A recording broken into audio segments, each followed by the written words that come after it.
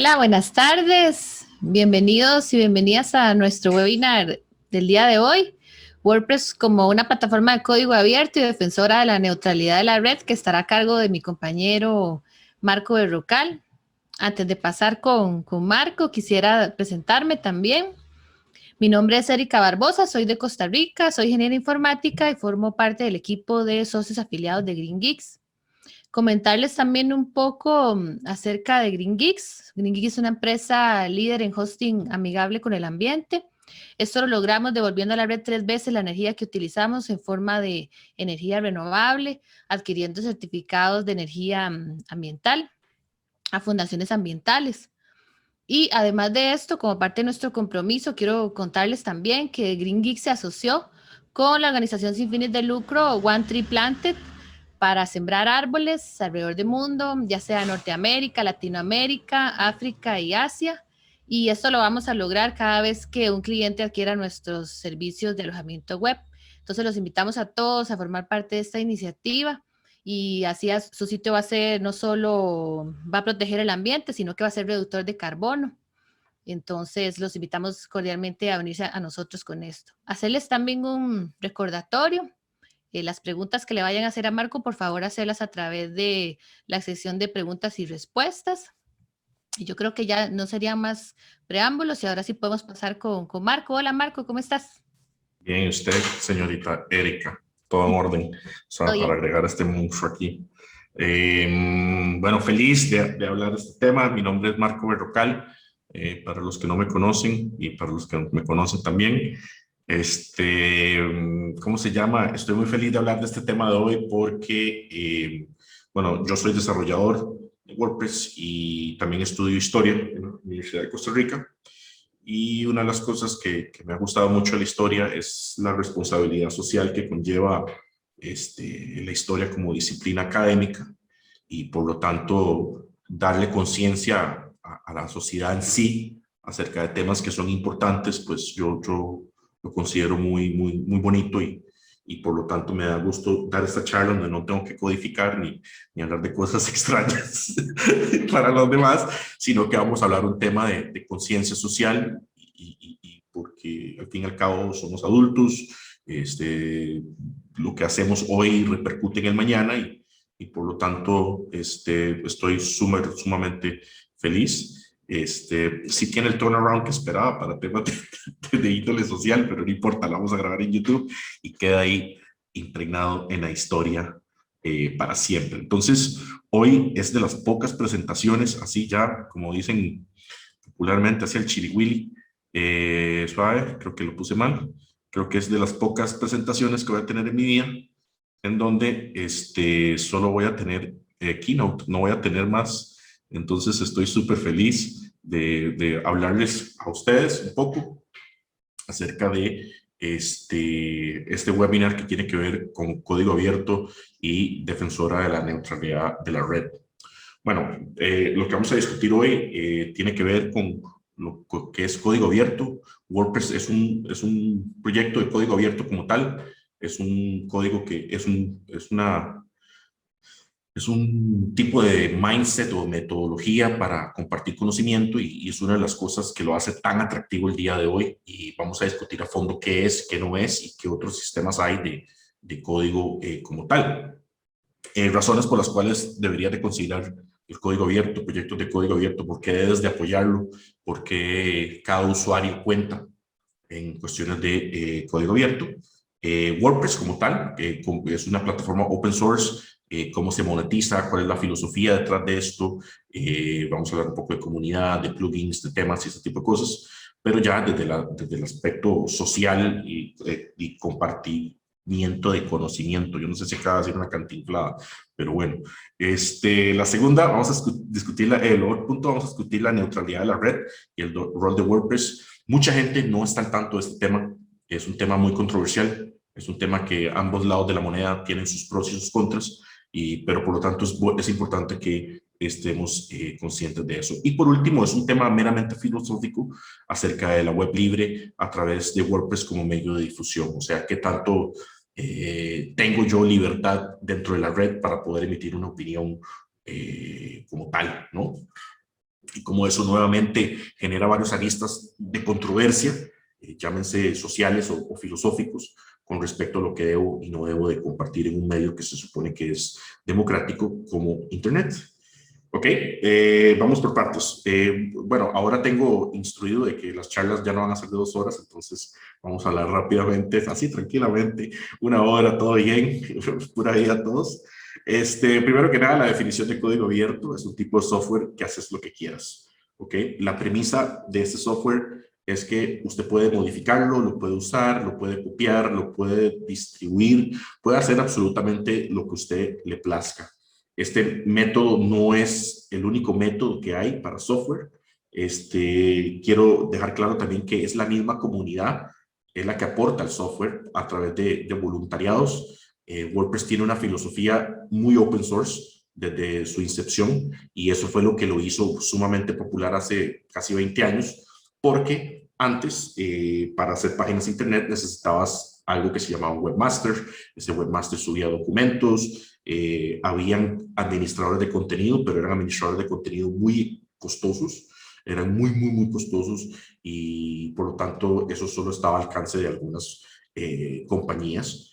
Y por lo tanto, la red como tal no era un medio democrático como el que conocemos hoy, en donde usted, yo, Erika o cualquier persona se puede meter y diseminar conocimiento, diseminar cultura, transmitir información de una manera sumamente sencilla. Esto no solía ser así hace 15 años y obviamente plataformas como Facebook, Instagram, Twitter, YouTube catapultaron ese movimiento, hasta el punto de que ahora más bien sufrimos el efecto opuesto, que es una sobresaturación de información en donde no podemos distinguir qué es certero versus lo falso, ¿verdad? Que ese es como más o menos el vía crucis en que nos encontramos actualmente, ¿verdad? Entonces WordPress fue una de las compañías pioneras en eso, en Internet, ¿verdad?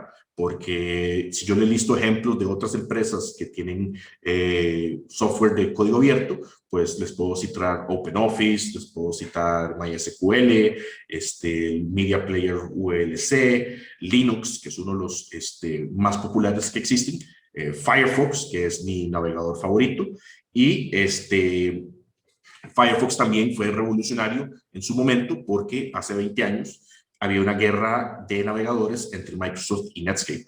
Era una guerra total, abierta, en donde prevaleció Microsoft, pero las dos compañías eran compañías de código cerrado, que lo vamos a ver a continuación. Firefox llega y cambia la tortilla totalmente, cambia el rumbo totalmente al poner un navegador totalmente gratuito de código abierto en donde la comunidad misma puede alterar eso.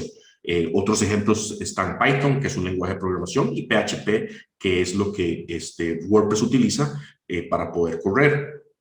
Entonces, como les dije anteriormente, es la misma comunidad la que aporta el software. Entonces, uno como desarrollador, digamos, por ejemplo, yo como desarrollador de WordPress, yo puedo meterme al proyecto de WordPress como tal, enlistarme como desarrollador y empezar a hacer cosas que se necesitan para que el software continúe evolucionando. Entonces, es una forma magnífica de aportar.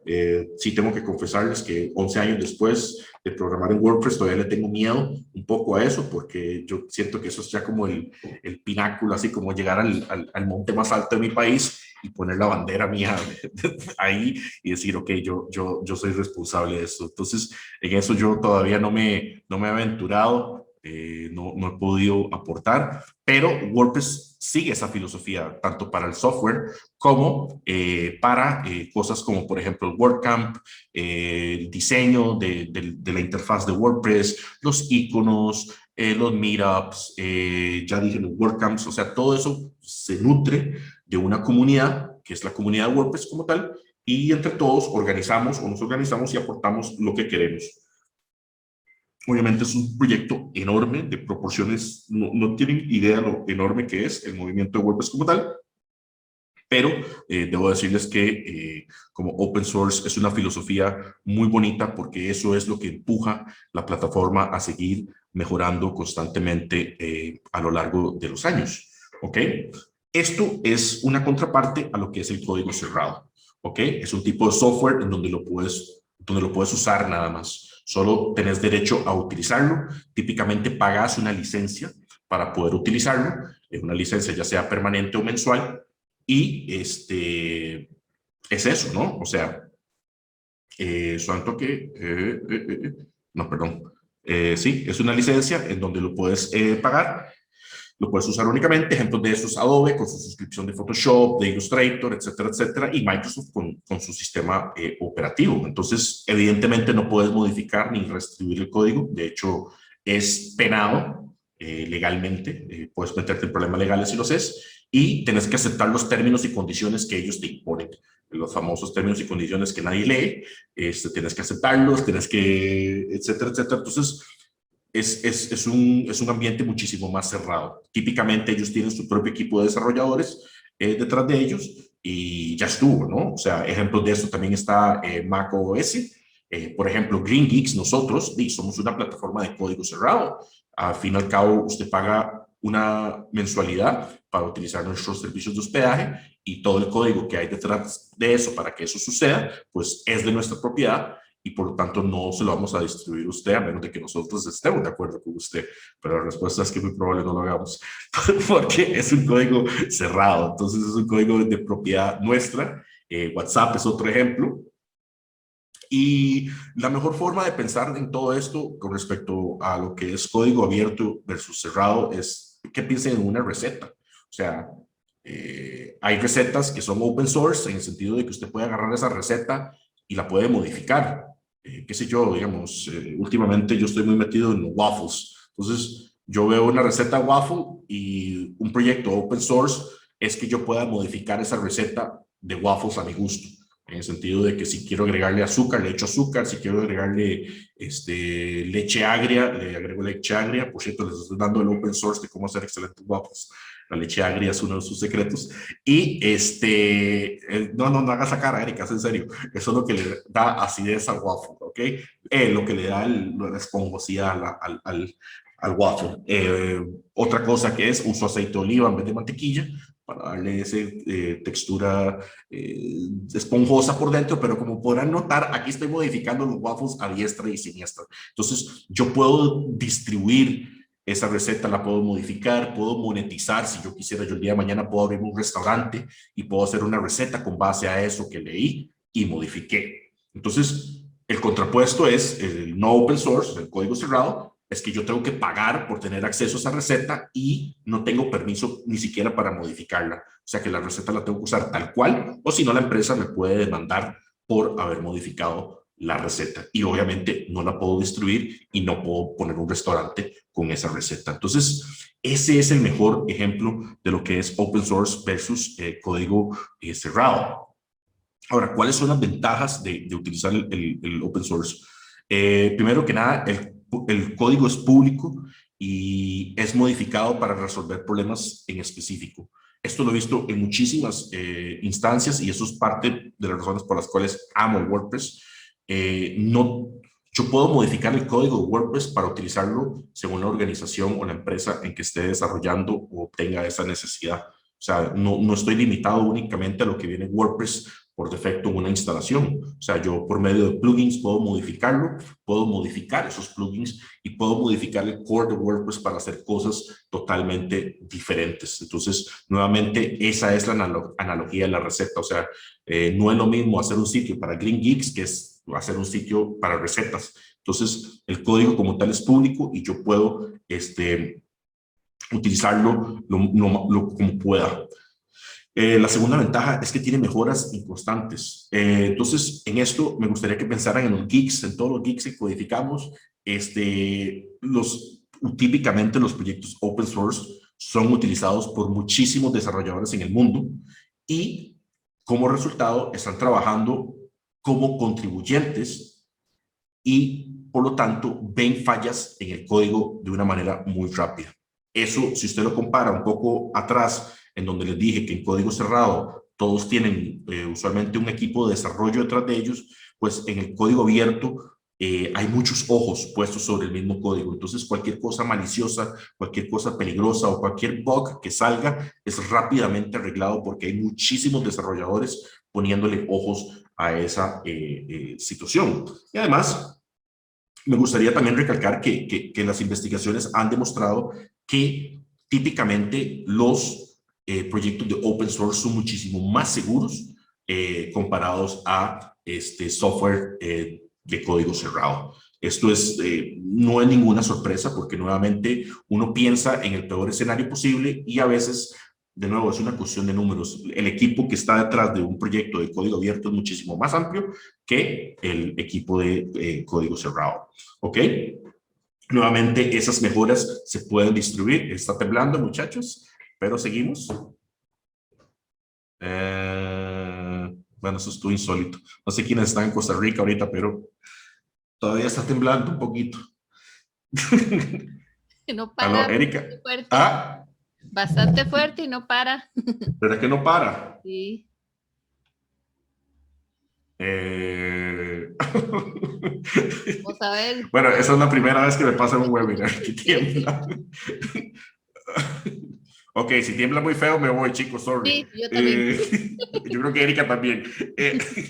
Bueno, Bueno, aunque yo creo que Erika vive en un primer piso, entonces ya va a estar bien. Entonces, como decía, esas mejoras pueden distribuirse nuevamente. Si hay un bug o hay un asunto crítico que es arreglado por la misma comunidad, pues se distribuye nuevamente hacia todo el mundo, hacia todos los que son propietarios de ese software abierto. Cuarto, es una excelente arma monopolística. En esto sí debo de recalcar nuevamente lo que era Internet Explorer versus Netscape. A veces cuando salen proyectos de código abierto son la mejor forma para combatir el monopolio que empresas privadas tienen sobre un área en particular. En esto sí tengo que citar un poco, desgraciadamente, a pesar de que Chrome se basa en Chromium, que es un código abierto, pues Chrome en sí, el navegador en sí, es un navegador monopolista de índole privada. Por lo tanto, es bueno tener proyectos de open source que puedan contrarrestar eso. El quinto punto, los estándares de calidad son muy altos. Yo no quiero decir que los estándares de calidad en software como Adobe sean bajos, sino que simple y sencillamente por una cuestión de ojos, por una cuestión de conocimiento, la cantidad de personas que están encima de un proyecto open source es muchísimo más amplio y por lo tanto sus estándares de calidad son muy, muy altos. Yo no sé si alguna vez han podido mirar el código fuente. WordPress es un código muy, muy bien hecho, muy bien documentado y por lo tanto es una maravillosa aplicación de software. Y el sexto punto, pues aquí nadie me lo va a discutir, es gratis. O sea, gratis ¿no? es usualmente la mejor forma de tomar una decisión. O sea, es un software totalmente gratis, va a continuar siendo gratis. Muchas de las aplicaciones que utilizamos con frecuencia son gratis, lo cual conlleva también a otra contraparte, que es obviamente que plataformas como Facebook, YouTube, pues recolectan mucha información y siguen siendo gratis, pero este no es el caso de WordPress, ¿ok? Entonces, es importante que uno apoye este tipo de iniciativas porque al apoyarlas, uno hace que el proyecto crezca, uno hace que el proyecto se mantenga, uno hace que el proyecto se nutra y por lo tanto es sumamente crucial de que uno esté involucrado activamente como miembro de ese proyecto open source, ¿ok? Mucha gente también se pregunta, ¿cómo es que esa gente hace dinero, verdad? ¿Cómo hago yo dinero en plataformas como WordPress, como Linux, etcétera, etcétera? Hay varias opciones, ¿verdad? La primera, software como un servicio, o sea, yo puedo utilizar esa plataforma y modificarla y hacer un servicio de eso y como tal puedo cobrarlo. WordPress es un gran ejemplo de eso, o sea, puedo utilizar la plataforma para hacer, no sé, de cosas desde una tienda o de descargas o un CRM o un centro de enseñanzas como Udemy, todo ese tipo de cosas son ejemplos de software como un servicio. El segundo ejemplo que les puedo dar es lo perdí, perdón.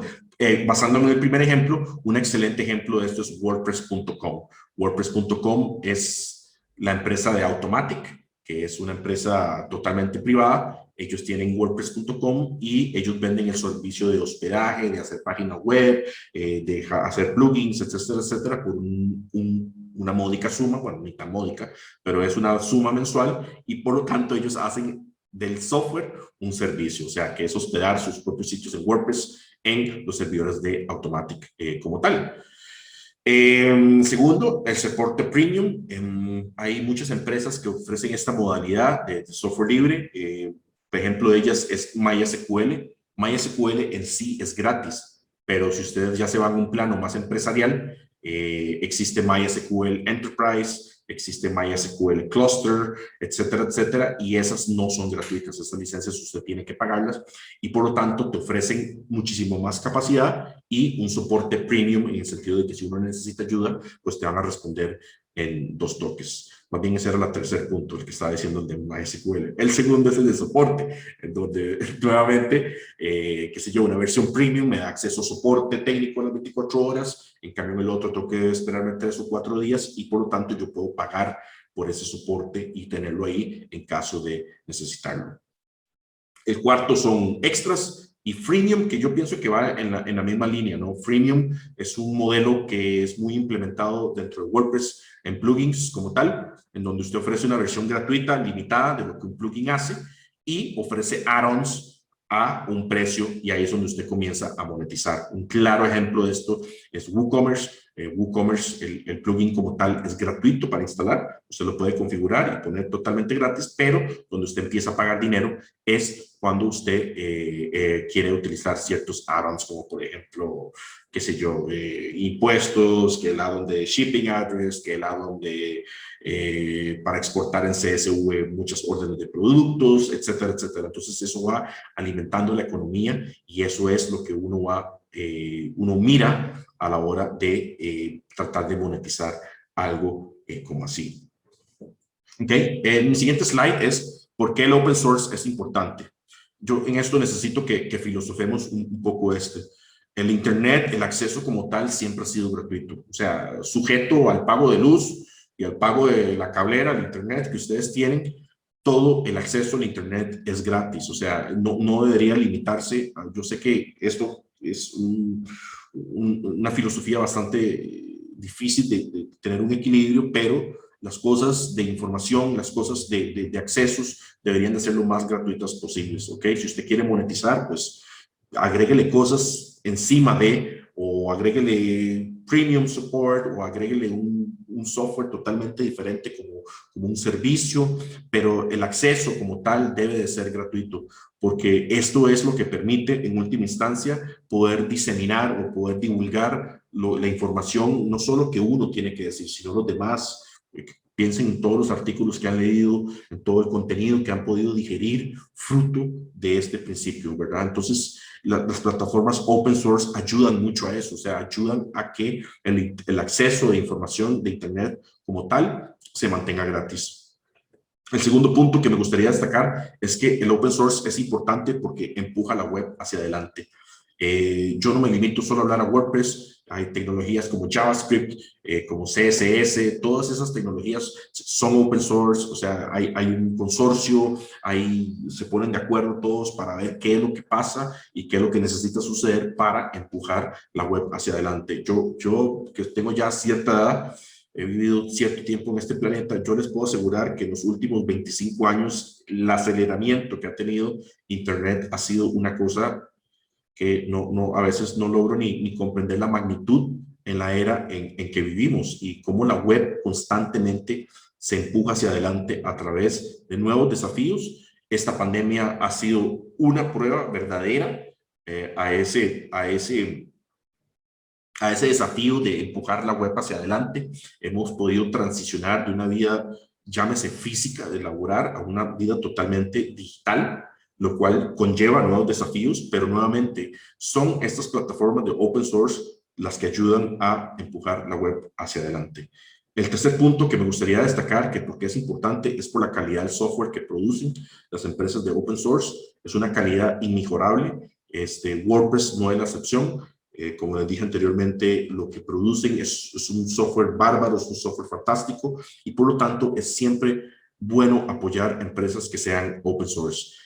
Por eso yo en parte apoyo mucho Firefox como navegador, porque no puedo negar el legado histórico que Firefox tiene, a pesar de que Google hizo ahí una maniobra un poquito controversial al tener el engine open source, pero el browser Chrome como tal totalmente cerrado, y eso es lo que la mayoría de gente hoy utiliza, ¿verdad? Pero ya poniéndonos un poco más filosóficos, pues es bueno que soportemos empresas como Firefox, que son pequeñas en aras de empujar la web hacia adelante.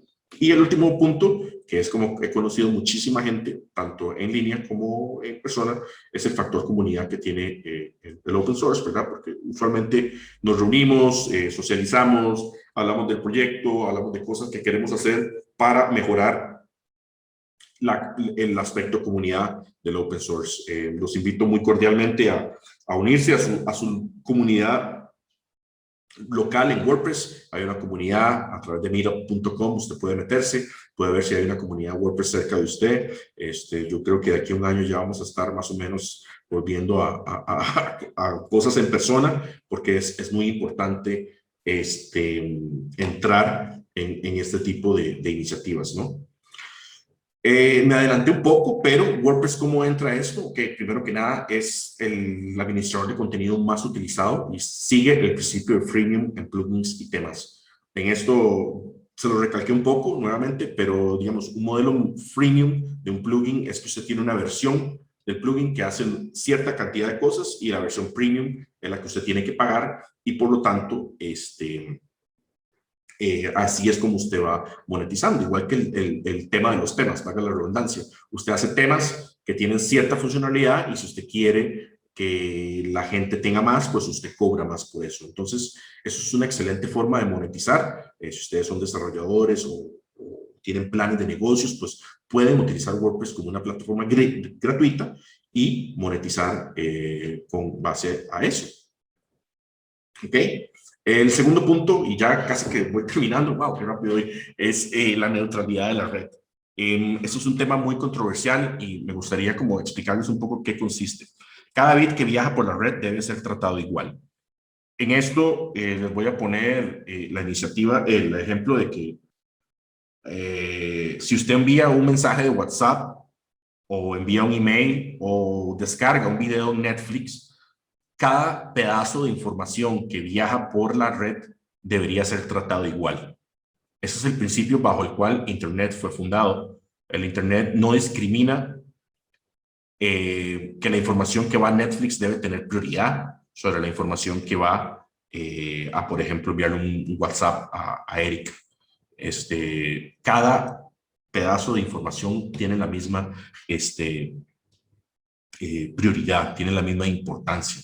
Entonces, ¿qué es la neutralidad de la red? La neutralidad de la red es la iniciativa de grandes cableras para que el tráfico a ciertos sitios sea premium y el tráfico a otros, pues no. Entonces, eso es una iniciativa que ha estado muy latente, sobre todo en los Estados Unidos, en donde las cableras quieren hacer evidentemente más dinero y quieren que uno pague, o las empresas paguen por un tráfico que sea más exclusivo que el otro. En donde si yo le envío un WhatsApp a Erika, ese WhatsApp va a tener una velocidad menor o va a viajar por un medio muchísimo más engorroso que una empresa que sí paga por un modelo premium. Entonces, esto es catastrófico para la web porque significa que los costos para que uno sea visible suban. Entonces yo como empresario o como pequeña empresa quizás no pueda pagar ese modelo premium, y por lo tanto mi competencia sí va a poder, y eso me va a sepultar así. Entonces, si ustedes lo ven desde ese modelo, desde esa perspectiva, en donde se van a cobrar por la información, o sea, hacia dónde va, o sea, que si voy por YouTube y YouTube es premium, pues pasa más rápido que si fuera un video en, qué sé yo, en Vimeo. Pues si eso sucede, hay cosas que van a cambiar muchísimo, porque el progreso va a ser muy imposible. El progreso casi que se va a imposibilitar, porque las compañías pequeñas no van a formar parte de ese paquete premium, y por lo tanto innovar y venir con cosas, ideas nuevas sería dificilísimo, porque usted no va a tener los medios iniciales para poder pagar ese tráfico premium. El segundo, cosa alarmante, es que pone demasiado poder en las compañías cableras, ¿ok? Van a controlar quién es premium y quién no, y va a ser una decisión meramente monetaria y hasta cierto punto arbitraria. O sea, piénsenlo de esta manera. O sea, cuando uno abre el agua, uno espera que el chorro salga.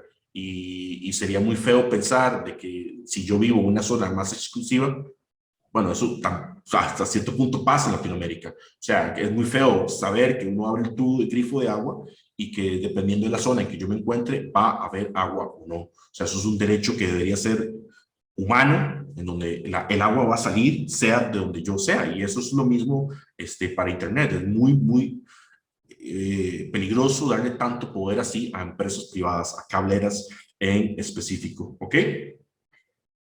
¿Cuál es el alegato de las cableras? ¿Cuál es el alegato? Ellos alegan de que tráficos a servicios de streaming como YouTube son los que comen la mayoría de sus recursos. Entonces, que cuando ponen el hardware físico como tal, exacto, el hardware, cuando ponen el hardware para poder servir Internet y poder dar Internet a la demanda de personas que necesitan Internet, pues no es lo mismo que muy pocas empresas son las que consumen esos recursos. Ellos alegan que empresas como YouTube, como Facebook, como Instagram, todas esas empresas consumen muchísimos datos porque la gente pasa muy conectadas, muy pendientes de ellas y por lo tanto son los que más consumen y siendo equitativamente justo, ellos deberían de pagar un acceso premium y no aprovecharse de que la mayoría del tráfico va hacia ellos.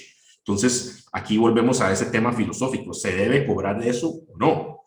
El alegato de las cableras no es un alegato descabellado, o sea, sí es cierto, o sea, la mayoría de tráfico de Internet se va a una serie de sitios, como YouTube, por ejemplo, o Spotify, o Facebook, o Instagram, pero si te llevas eso, te llevas en los caballos también a millones de personas que tratan de difundir, de diseminar sus ideas a través de la web y a través de proyectos de open source.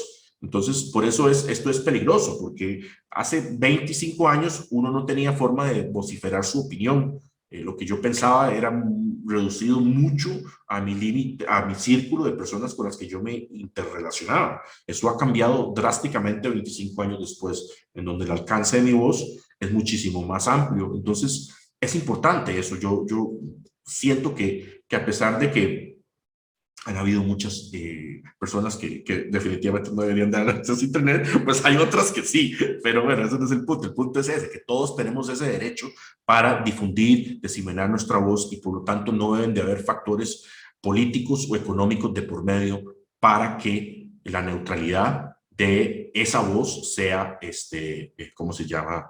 Expuesta o esté en peligro. ¿Ok? En Latinoamérica se ve un poco este tipo de negocios en donde la neutralidad de los datos se ve comprometida. Muchos en Latinoamérica hemos visto las famosas vallas de celulares en donde se nos ofrece WhatsApp Premium y ¿cómo se llama? Redes sociales Premium en el paquete X, pero para nosotros sí me estás cobrando por accesar. Entonces eso nuevamente merma un poco eso. Son tácticas que nuevamente las cableras utilizan para enganchar clientes, pero hasta cierto punto, ¿qué tan éticas son, verdad?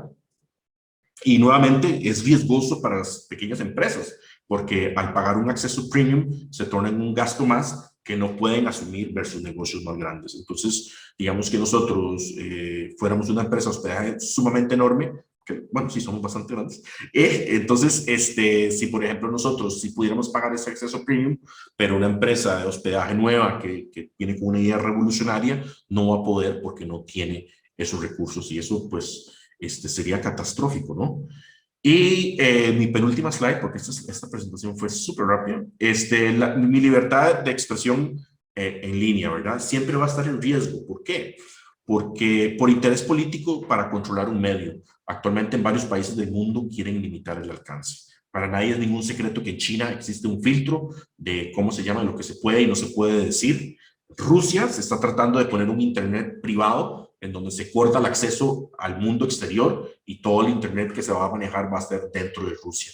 Eso es una iniciativa que el gobierno ruso ha estado tratando de imponer con muchísimo ahínco, ¿verdad? Porque nuevamente no quieren exponer o no quieren limitar el alcance de lo que se puede y no se puede decir en línea, ¿verdad? Un caso muy, muy reciente de esto fue todo lo que pasó con Trump, ¿verdad? Trump también ha puesto mucho, quieranlo o no, odienlo o no, ha puesto sobre la palestra, ¿verdad? El poder, la lucha de poder que hay entre el status quo, tanto tradicional político como las empresas grandes de diseminación de información, como por ejemplo Facebook, como por ejemplo YouTube, como por ejemplo Instagram, Twitter, etcétera, porque sí, él al principio en las elecciones lo usó a su ventaja, con todo este escándalo del espionaje ruso, la minería de datos rusa, pero a perder las elecciones se desató el hombre, empezó a poner un poco de barrabasadas y pasó lo que tenía que pasar y las compañías simplemente le dijeron chao. Ahora usted ve, o sea, es como que si el hombre no existiera, ¿verdad? O sea, salió de la oficina y ya nadie sabe dónde está el mae, ¿verdad? Ese mae desapareció del faz de la tierra, ¿verdad? Pero no es que desapareció, es que lo cortaron y ese mae está incomunicado totalmente. Entonces, pero eso deja un precedente muy poderoso de por medio, ¿verdad? ¿Quién es el juez aquí? ¿Quién es el que dictamina aquí sobre lo que debo y no puedo decir en Internet, ¿verdad? O sea, ¿hasta dónde llega el límite en esto, ¿verdad? ¿Cómo hago yo para separar lo político versus los derechos que tenemos cada uno de nosotros para divulgar información, ¿verdad? Yo sé que muchos de ustedes tienen redes sociales. ¿Cuántas informaciones falsas han visto de COVID, de campañas políticas, de rumores, etcétera? O sea, vivimos en una era de información, de muchísima información, pero también de desinformación, ¿verdad? Es una cosa muy triste en donde tenemos acceso a muchísima información, pero no sabemos distinguir sobre lo que es verdadero y no. Y se supone que hay como hay gente buena, hay gente mala, y por lo tanto es injusto que por culpa de algunos cuantos esa información se vea mermada, ¿verdad? Cada compañía tiene sus propias restricciones sobre lo que puedes y no puedes poner. ¿Esto lo hace correcto? Es la pregunta que uno debe hacerse. Digamos, por ejemplo, Facebook no permite pornografía, por ejemplo, pero Twitter sí. Instagram tampoco, YouTube tampoco, cosas de odio, cosas de falsedad, o sea, todas esas cosas, hasta dónde llega mi libertad de expresión en línea para poder vociferar lo que pienso, ¿verdad? Cabe destacar que estas compañías grandes usan inteligencia artificial para moderar ese tipo de comentarios y el contenido explícito. Pero WordPress, al ser una plataforma open source, cree mucho en eso, cree mucho en, obviamente, la neutralidad de la red y cree también en que la libertad de expresión en línea no debe ser sujeta a controles tanto políticos o empresariales. ¿Ok? Y por eso es muy importante WordPress, porque obviamente es la plataforma que tiene un 40% de la red y eso lo hace un medio de comunicación masiva sumamente grande, ¿verdad? Y ya para terminar, en tiempo récord, es decir, un webinar en tiempo récord, ¿cuál ha sido mi propósito de todas estas cosas? Mi propósito es que lo que me gustaría que sacara de esto es que te mantengas informado sobre lo que está sucediendo en el mundo, porque somos más que una sola persona. En esto yo me leí un libro, autobiografía de Einstein, y de nuevo les recalco que estudio historia. A menudo la historia ha tenido un carácter muy nacionalista, muy político, bélico, nacionalista, de grandes hazañas, grandes batallas, grandes hombres, hombres blancos. Y esa ha sido como la tónica histórica a lo largo de casi que toda la humanidad. Y eso poco a poco va cambiando. Y una de las cosas que a mí me gustó mucho leer de historia como tal, es que cada vez nos convertimos en ciudadanos del mundo.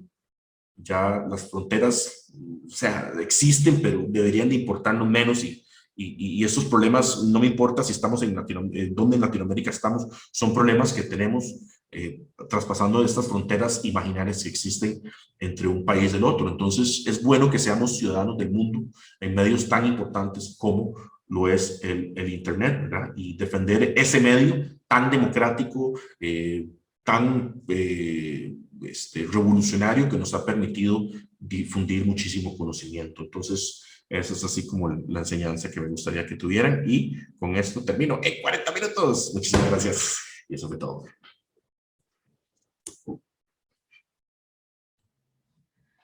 No, muchísimas gracias, Marco. Estuvo demasiado interesante y bueno, más con Sí, el temblor que tuvimos.